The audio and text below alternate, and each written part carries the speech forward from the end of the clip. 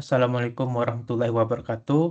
Kami dari kelompok tim situ akan mempresentasikan hasil refactoring kode dari CodeBatchMel yang kami analisis dari uh, proyek tingkat 3. Yang pertama, saya akan menjelaskan kode di backend-nya yaitu managefile.js.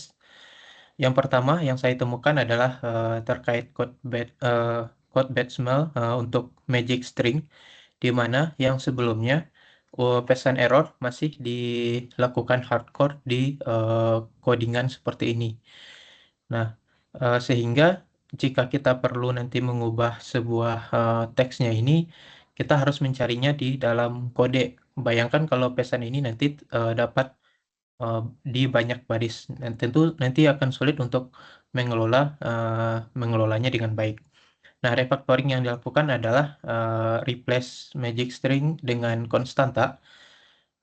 Di sini saya membuat konstanta error missing env vars, sehingga ini akan memudahkan dalam pemeliharaan kode, mencegah duplikasi kode juga di beberapa baris, dan mempermudah nanti untuk jika ada perubahan suatu saat nanti. Kemudian selanjutnya untuk fungsi delete image from Azure di kode sebelumnya, saya menganalisis ada long function di sini karena function ini terlalu banyak tugas yang dikerjakan. Seperti di sini awalnya dia memecah dulu URL untuk nama blognya, kemudian mengecek apakah filenya ada atau tidak, kemudian menghapusnya jika ada.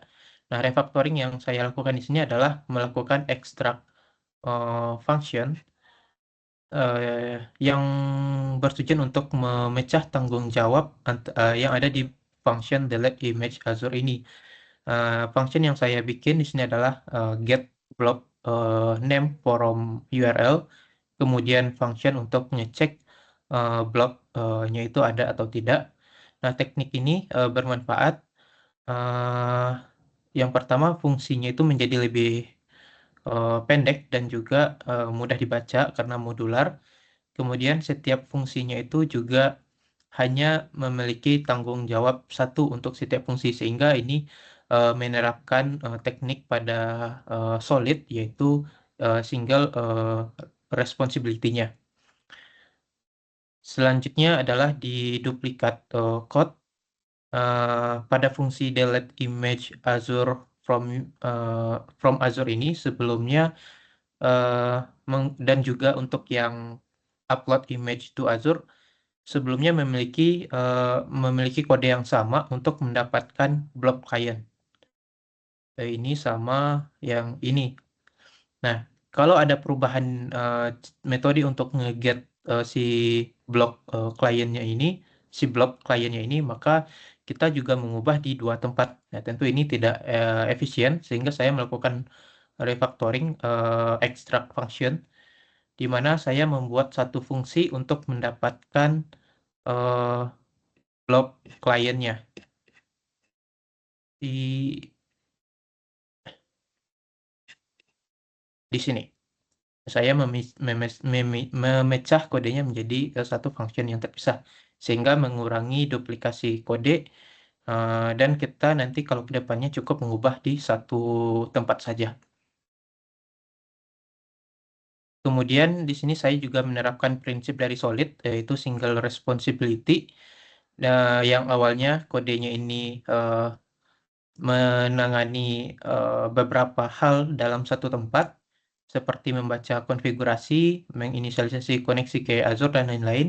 Kemudian saya pecah menjadi beberapa function dengan tanggung jawabnya masing-masing untuk single responsibility principle-nya. Kemudian saya juga menerapkan prinsip Solid yang kedua, yaitu open atau close principle, di mana yang sebelumnya hanya mendukung penuh untuk untuk si layanan Azure, sekarang saya membuat kelas baru, yaitu storage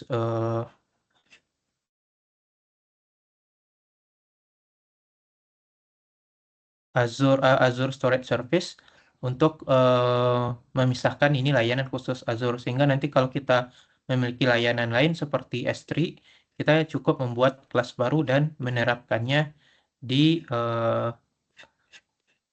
di bawah sini. Kita menggunakan Azure, menggunakan S3 layanannya nanti. Jadi eh, kita bisa menyebar luaskan kode kita atau menggunakan layanan lainnya tanpa kita mempengaruhi kode sebelumnya yang sudah ada.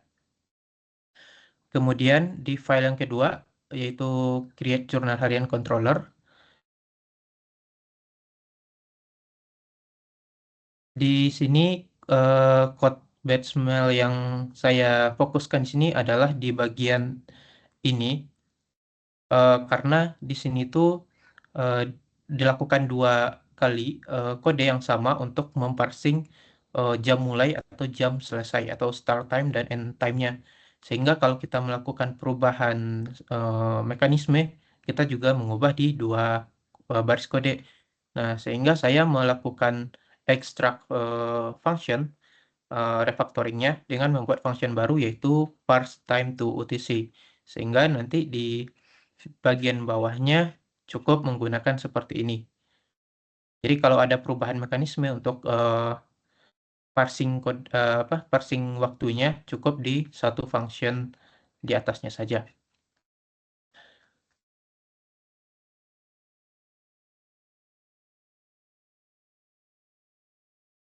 Selanjutnya file terakhir di bagian front end. Pada kode awalnya itu khususnya saya menganalisis di bagian function handle tambah jurnal. Di sini code batch mail yang saya dapati adalah terdapatnya nested callback atau callback hell. Nah, di mana di dalam ini terdapat callback untuk refresh token, kemudian di dalamnya ada add jurnal harian, sehingga ini uh, sulit untuk dibaca dan dipelihara untuk kedepannya. Nah, refactoring yang saya lakukan adalah mengubahnya menjadi lebih terstruktur dengan menggunakan async await. Nah, seperti ini menggunakan uh, async await untuk memisahkan fungsi antara refresh token ini dengan add jurnal harian ini. Nah, kode ini juga kurang terdapat error handling yang baik di kode sebelumnya. Kemudian refactoring yang saya lakukan adalah menambahkan try catch untuk menghandle error lebih terstruktur lagi antara error yang terjadi di refresh token dengan error yang terjadi di ketika submit jurnal harian. Nah, di sini saya memecah kode yang pertama. Nah, di sini di dalam try-nya pemanggilan await untuk refresh token dikerjakan terlebih dahulu. Kalau tokennya sukses, maka kalau tokennya tidak sukses, maka menangani hal ini. Kalau sukses, maka baru dia masuk ke memanggil function add jurnal harian. Kemudian di sini ada exception error-nya, sehingga tidak menjadi nested callback seperti ini. Mungkin itu untuk penjelasan analisis code batch mail dari saya.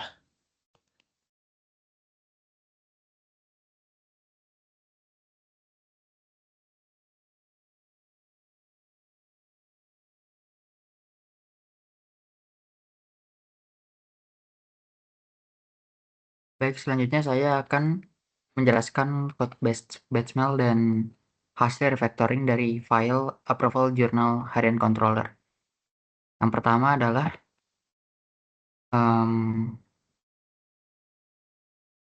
saya menggunakan cons. Hasil refactoring. Saya menggunakan cons untuk menghindari scope issue, di mana variabel memiliki pada kode sebelumnya, penggunaan variabel itu memiliki function scope, yang dimana variabel itu bisa diakses di mana saja di dalam kode atau suatu fungsi. Di mana fungsi saya menggantikan var dengan cons adalah supaya variabel dapat diakses di blok tempatnya dipakai, sehingga lebih aman dan secara security lebih baik. Karena dengan menggunakan cons, kita mencegah nilai variabel berubah dan mengurangi potensi error akibat modifikasi yang tidak disengaja. Berikut dengan implementasi cons-nya. Selanjutnya, itu adalah menghilangkan objek base response yang tidak diperlukan, di mana kode sebelumnya terdapat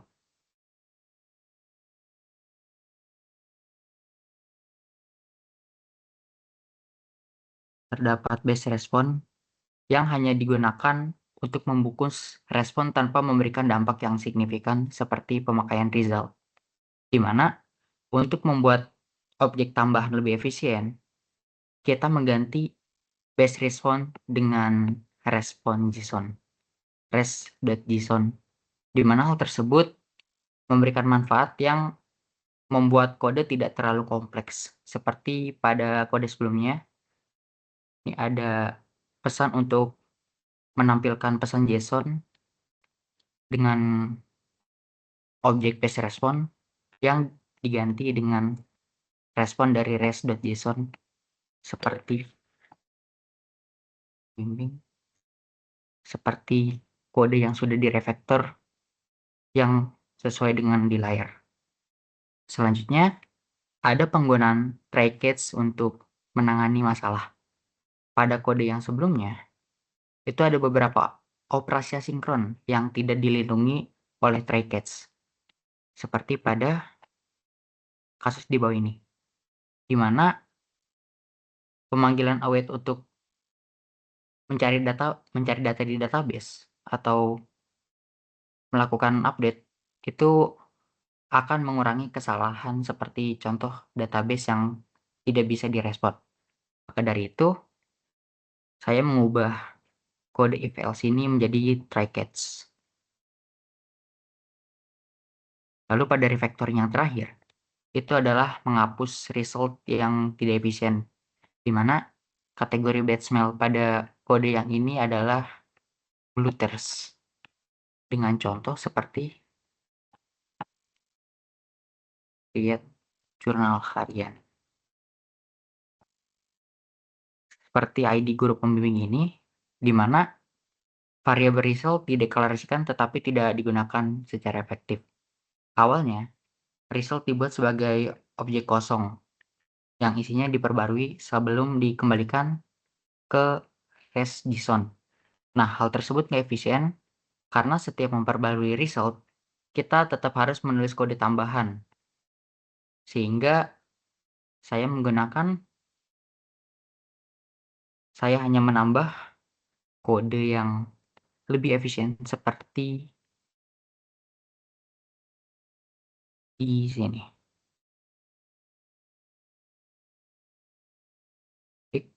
Selanjutnya, pada kode yang kedua,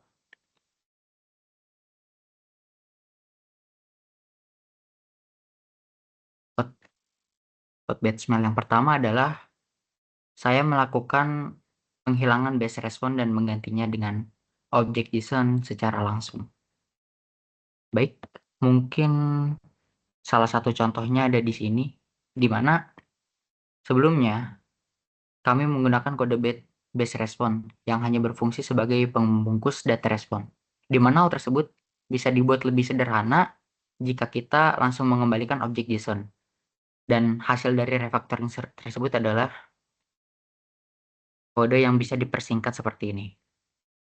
Lalu yang kedua, saya juga menggunakan try catch untuk menangani error secara lebih rapi, di mana penanganan error sebelumnya itu terjadi pada algoritma pada logika if else di sini untuk menangani cek jurnal harian, yang dimana hal tersebut saya ubah menjadi try catch pada kode yang saya tampilkan di layar. Ini. Hal tersebut memastikan bahwa error ditangani di satu tempat tanpa mempengaruhi kode yang lainnya. Lalu selanjutnya, saya memisahkan parsing waktu yang menjadi fungsi dengan memakai fungsi parse time, di mana sebelumnya parsing dilakukan 2 kali ya, dengan logika if jam mulai dan jam selesai dengan kode yang hampir sama, di mana hal tersebut sebenarnya bisa dibuat lebih efisien dengan fungsi yang terpisah, di mana pengimplementasian kode hasil refaktornya bisa dilihat di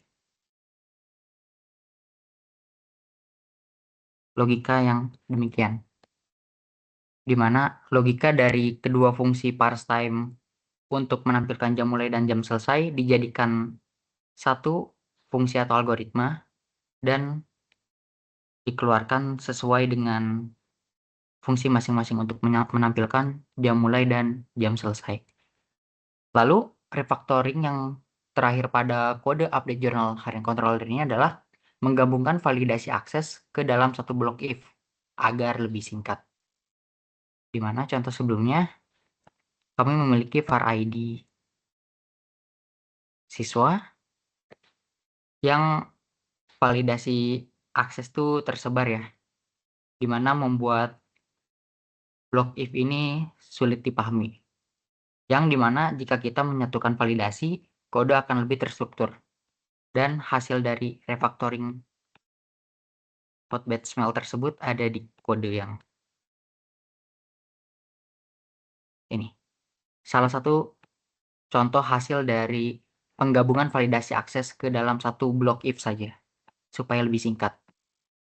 Berikut adalah hasil dari refactoring dari kedua file, di mana saya akan menampilkan satu file yang terakhir dari kode frontend.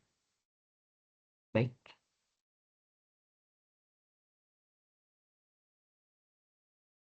Oke. Berikut adalah salah satu file frontend yang saya lakukan refactoring. Dan saya deskripsikan hasil dari kode refactoring tersebut. Yang pertama adalah menghapus import yang tidak diperlukan. Pada sebelumnya, kami mengimport file index.jsx dengan menuliskan nama filenya, di mana pada sistem modul modern di JavaScript, file bernama index.js atau JSX itu kita tidak perlu menyertakannya, karena pada modul modern di JavaScript, hal tersebut bisa dikurangi dengan tidak menulis nama file secara eksplisit, seperti contoh hasil refactoring berikut. Selanjutnya, meningkatkan keamanan state di default, di mana salah satu contohnya di sini, yang dimana jika selected belum memiliki nilai, itu akan menghasilkan undefined, dan hal tersebut bisa menyebabkan bug saat komponen mencoba baca atau menampilkan nilai. Dengan memberikan default tanda kutip seperti ini, kita bisa memastikan bahwa nilai tetap string atau kosong. Maksudnya menghasilkan string kosong ketika selected belum terdefinisi. Lalu, selanjutnya adalah optimasi handle tambah catatan dengan asing atau await, di mana pada kode yang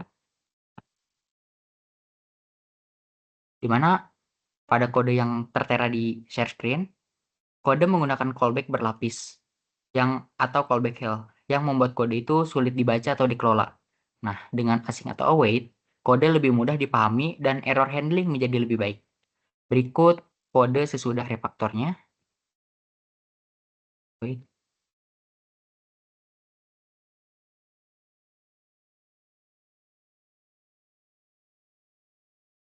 Kode sesudah refaktor bisa dilihat di share screen, dan selanjutnya adalah menggunakan use callback untuk handle tambah catatan, di mana tanpa use callback,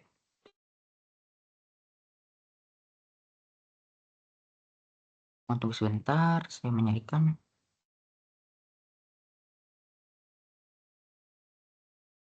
Baik.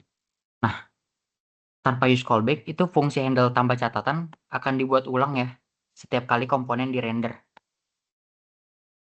Sama seperti pada kode di share screen. Nah, yang ini, di mana use callback memastikan pada akhirnya bahwa fungsi itu hanya bisa dibuat ulang jika dependensinya berubah, sehingga dapat meningkatkan performa. Maka dari itu, di sini kami menambahkan use callback seperti yang tertera pada share screen, di mana kami menambah callback di dalam fungsi const handle tambah catatan. Berikut adalah hasilnya, dan selanjutnya untuk penjelasan refactoring akan dijelaskan oleh teman saya.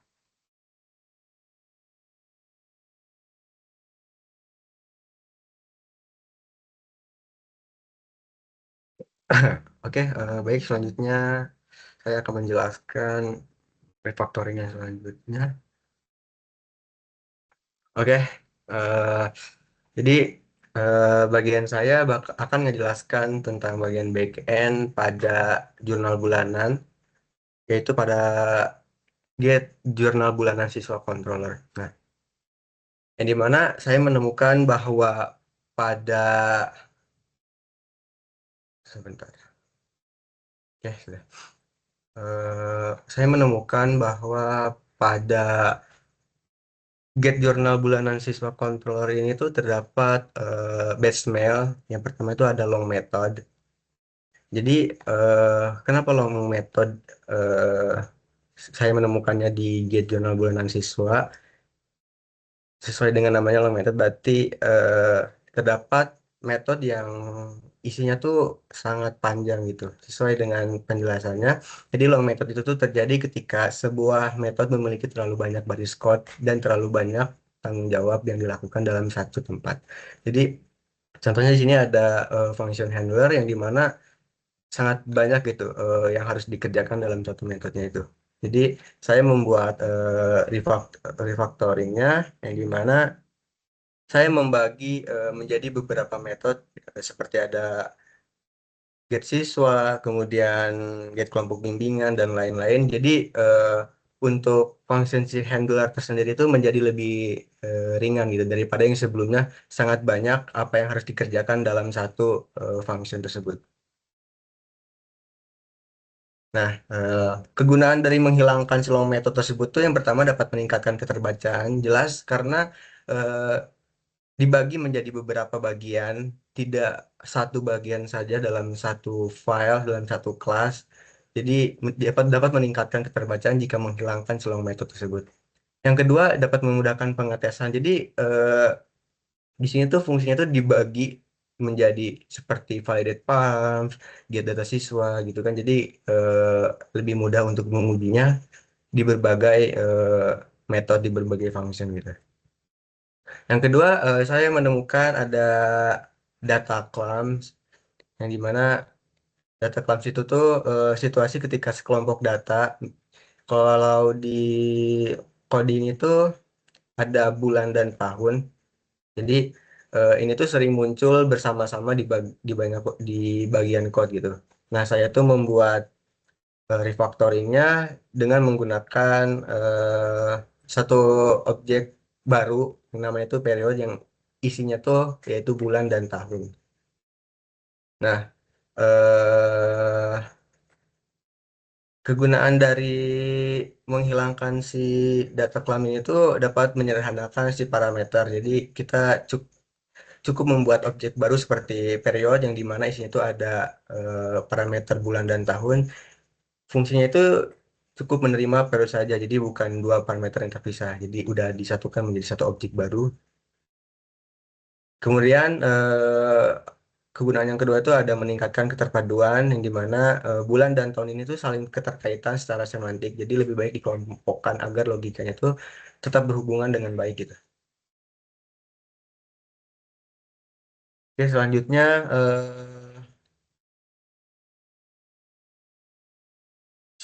oh ini eh, saya belum ganti. Yang sebenarnya tuh ini adalah bagian back end untuk bagian delete jurnal bulanan. Nah, bagian delete jurnal bulanan. Eh, Di sini tuh saya menemukan ada long method, duplicate code, dan feature envy. Nah, sama seperti sebelumnya, pada delete jurnal bulanan controller ini tuh function handler ini tuh menerima banyak perintah gitu dalam satu code. Jadi saya lebih lebih memilih untuk memisahkan fungsi-fungsi yang ada seperti function delete journal, seperti kemudian ada dan lain-lainnya gitu. Jadi nggak dalam satu function handler saja seperti yang sebelumnya. Kemudian eh, saya juga menemukan adanya duplicate code pada delete jurnal bulanan. Oke, sebentar saya buka dulu. Oh,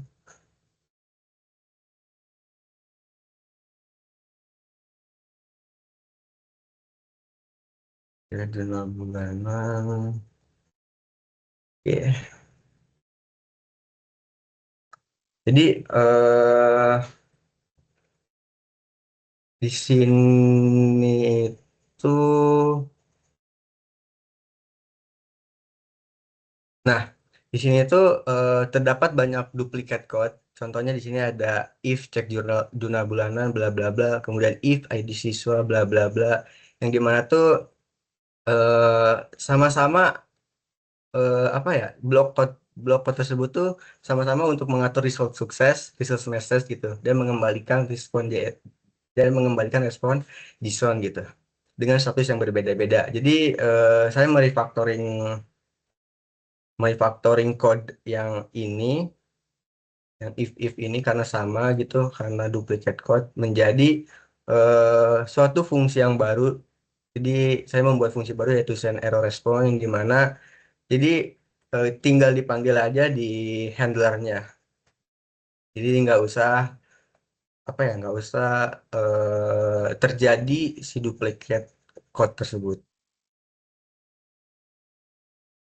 Selanjutnya bad smell yang saya temukan tuh ada feature NP, yang dimana itu kode ini tuh terlalu banyak berurusan dengan detail internal dari eh, cek jurnal bulanan dan lain-lain yang terdapat pada delete jurnal bulanan. Nah, di sini tuh contoh contoh kodenya. Nah, di sini pada function handler ini tuh ada var cek zona bulanan, var ID bimbingan gitu kan. Nah, saya merefactoringnya memindahkan logika-logika ini tuh ke service yang baru gitu. Jadi handler ini tuh tidak seharusnya memiliki tanggung jawab yang terlalu banyak. Jadi saya memilih untuk memindahkannya ke service baru untuk melakukan penanganan pengecekan akses pengguna. Terus kemudian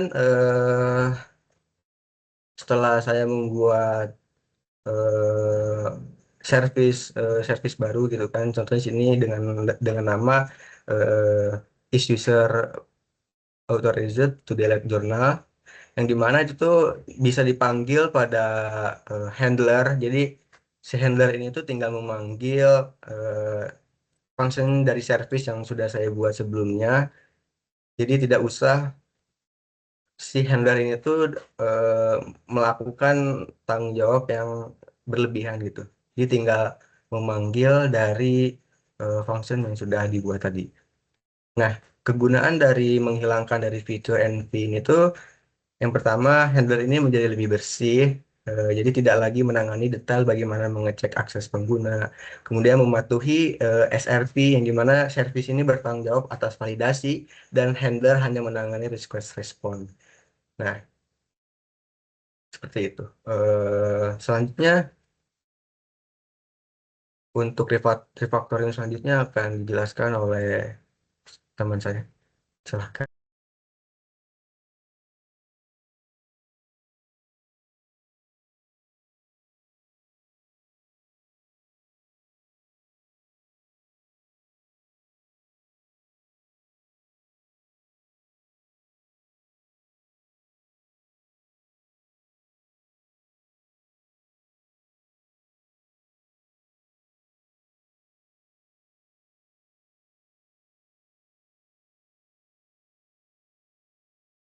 Maaf, belum unmute,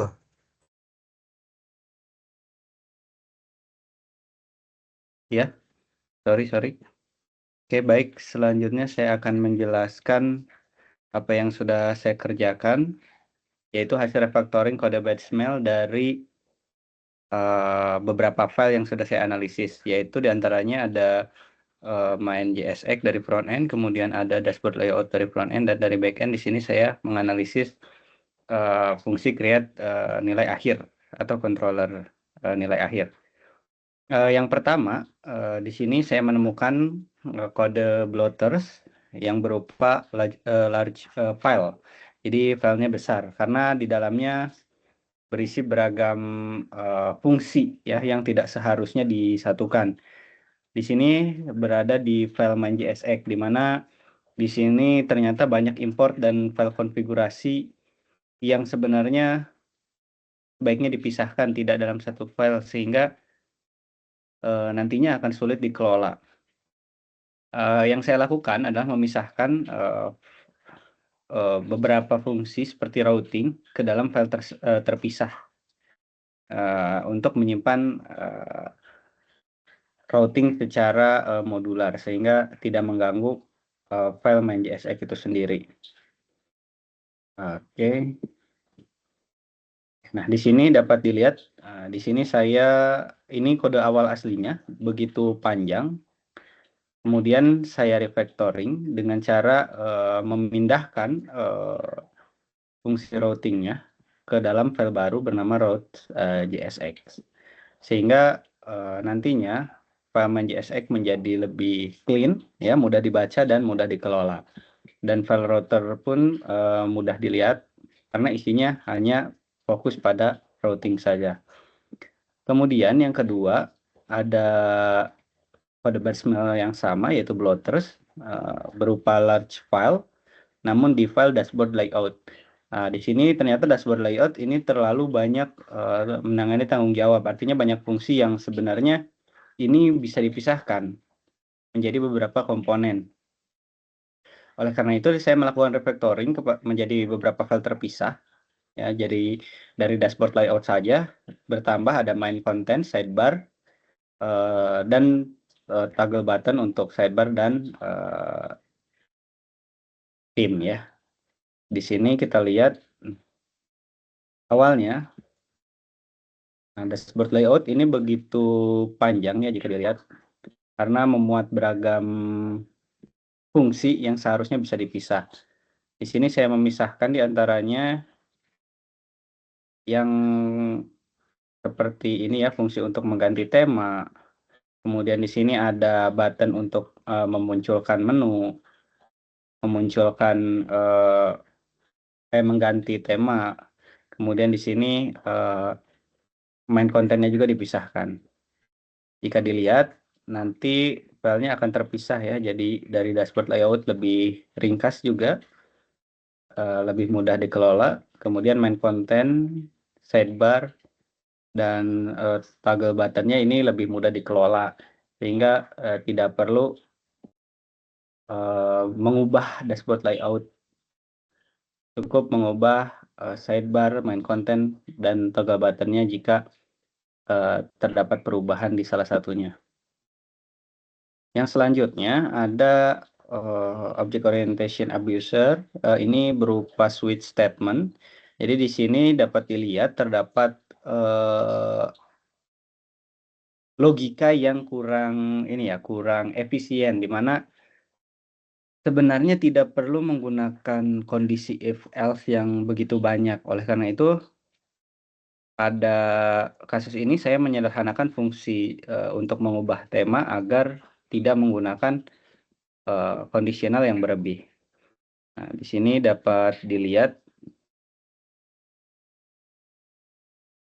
Nah, ini hanya menjadi beberapa baris saja dibanding dengan yang lama. Yang lama ini mungkin puluhan baris lebih ya, sehingga sulit dikelola dan jika ini akan lebih efisien jika di refactor. Kemudian yang keempat, di sini saya menemukan couples berupa middleman, di mana suatu file ini mengirim data atau mempasing data ke komponen lain. Di sini dalam case ini adalah dashboard layout, dia meneruskan data profile ke dropdown user. Nah, yang baik atau hasil refactoringnya adalah dengan memanggil out konteksnya langsung, karena kita sudah menggunakan state management, jadi tidak perlu melakukan passing ke dalam komponen secara terus-menerus. Nah, di sini di dashboard,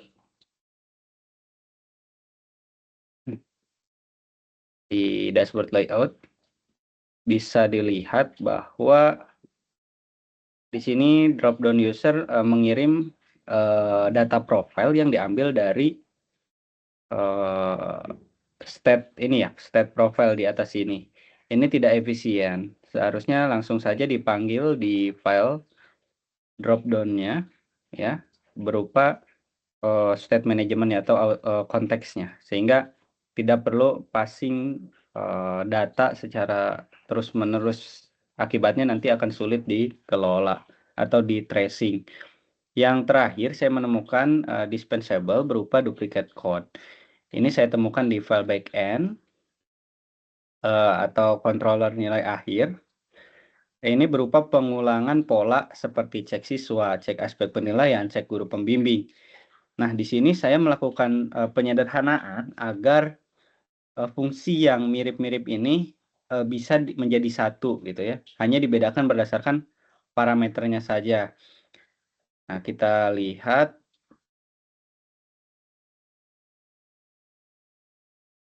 Nah, awalnya ini terdapat beberapa ini ya, pengecekan, ada cek siswa, cek aspek penilaian, cek guru pembimbing, dan lain sebagainya.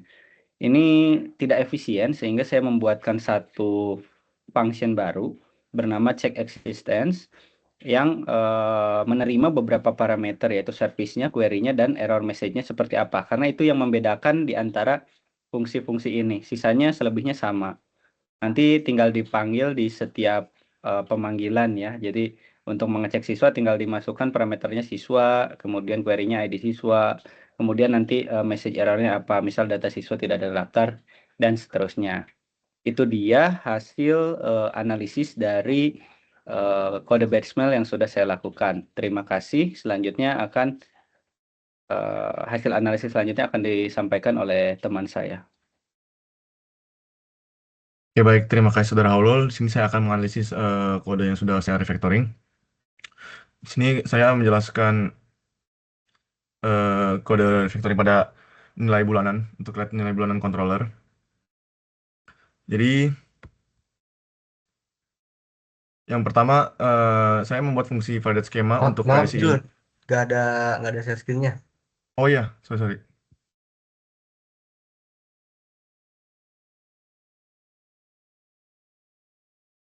Oke, sudah terlihat ya. Jadi, pertama di sini saya membuat fungsi validate schema untuk validasi input. Jadi pada kode sebelumnya seperti pada gambar yang sebelah kiri di VS Code. Jadi sebelumnya itu masih menggunakan var schema berikut. Kemudian saya rubah setelah refactoring buat fungsi validate schema supaya lebih modular. Kemudian saya menggunakan promise all untuk mengoptimasi pengecekan data. Pada sebelumnya tuh seperti ini kodenya pada di VS Code, pada cek kelompok bimbingan dan cek guru pembimbing. Kemudian setelah saya refactoring, jadi menggunakan promise all untuk mengeksekusi keduanya secara lebih paralel dan agar mempercepat proses. Kemudian saya mengoptimalkan validasi ID tujuan pembelajaran dengan promise all.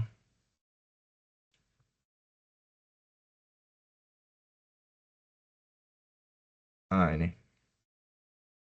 Nah, sebelumnya seperti pada gambar, sebelumnya tuh melakukan validasi dalam loop for yang menjalankan await satu persatu. Setelah saya refactoring menjadi menggunakan promise all dengan map untuk menjalankan semua query secara paralel. Kemudian terakhir, saya menyederhanakan penanganan error dengan try catch. Jadi yang sebelumnya seperti pada gambar, pada VS Code, kemudian setelah saya refactoring menjadi menggunakan try catch untuk menangkap error secara lebih rapi, menjadikan kode lebih bersih dan mudah dipahami. Kemudian saya mengerjakan menganalisis pada get nilai bulanan pembimbing controller.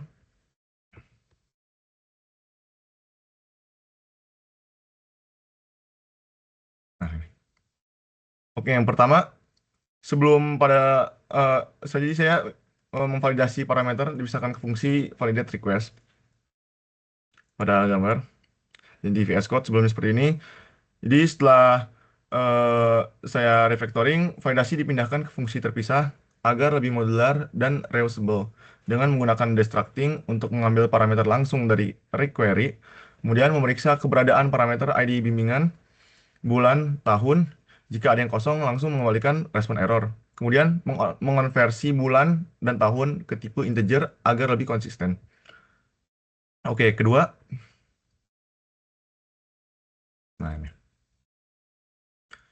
Saya pengambilan data guru pembimbing dipisahkan ke fungsi. Jadi pada sebelumnya itu logika pengambilan data guru pembimbing dicampur di dalam handlernya. Kemudian setelah saya refactoring menjadi dikeluarkan menjadi fungsi tersendiri untuk modularitas dengan menerima username dan melakukan pencarian guru pembimbing berdasarkan NIP nomor induk pegawai. Nah, apabila gagal akan langsung mengalihkan respons dengan status 500 interval server error. Dan apabila berhasil akan mengembalikan kembali ke data pembimbing. Kemudian yang ketiga, saya menganalisis dan menambahkan pengambilan data kelompok bimbingan dipisahkan ke fungsi fetch kelompok bimbingan. Nah, sebelumnya menggunakan if yang bersarang di nest if yang membuat kode sulit untuk dibaca. Setelah saya refactoring lagi, menjadi menggunakan early return untuk meningkatkan keterbacaan dengan mengecek apakah guru pembimbing memiliki akses ke kelompok bimbingan. Kemudian apabila tidak punya akses, langsung mengembalikan pada status 403 forbidden. Kemudian mengecek apakah kelompok bimbingannya masih aktif, dan kalau misalkan tidak aktif, langsung dikembalikan ke status yang 400 nih. Kemudian yang keempat, menggunakan early return untuk mengecekkan hak akses. Nah, jadi sebelumnya itu menggunakan if yang bersarang atau if yang membuat kode sulit dibaca. Setelah refactoring, menjadi menggunakan early return untuk meningkatkan keterbacaan dengan mengecek apakah guru pembimbing memiliki akses dengan ke kelompok bimbingan. Jika memiliki akses, langsung mengalihkan status pada berikut. Kemudian mengecek apakah kelompok bimbingan masih aktif. Kalau misalkan nggak aktif, langsung dikembalikan lagi statusnya. Seperti pada foto ini. Kemudian yang kelima, menggunakan konstanta untuk pesan kesalahan error message. Jadi sebelumnya pesan error itu ditulis langsung dalam kode seperti ini. Yang menyebabkan redundasi. Kemudian setelah saya refactoring, dibuat menjadi konstanta untuk meningkatkan keteraturan dengan menyimpan semua pesan error dalam satu objek. Kemudian memudahkan pemeliharaan kode jika perlu mengganti pesan, cukup edit di satu tempat saja, seperti pada gambar. Kemudian terakhir, refactoring pengambilan data nilai bulanan ke fungsi get nilai bulanan. Nah, sebelumnya kode query-nya itu kode query database langsung ditulis di dalam handler. Setelah refactoring, dibuat menjadi fungsi khusus agar lebih modular dengan menyiapkan query untuk mengambil data nilai bulanan berdasarkan ID bimbingan, bulan, dan tahun. Kemudian menambahkan sorting order by agar data yang diambil tersusun rapi, dan kemudian menambahkan include untuk mengambil data tujuan pembelajaran terkait seperti pada gambar berikut. Oke, sekian penjelasan analisis dari refactoring saya. Saya kembalikan kepada Saudara Fauzan.